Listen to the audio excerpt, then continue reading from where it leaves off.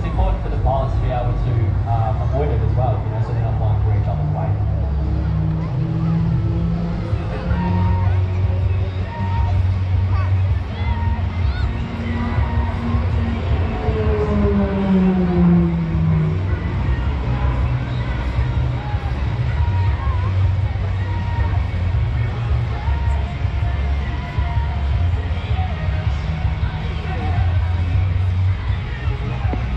So Pricey, there are a number of different pilots, all of them instructors in the Royal Australian Air Force teaching new pilots how to fly.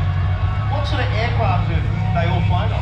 Yeah, so at the moment the team's comprising pilots with previous experience on the C-130 Hercules, the F-18 Super Hornet, the P-3 Orion, the Joint Strike Fighter, the F-35,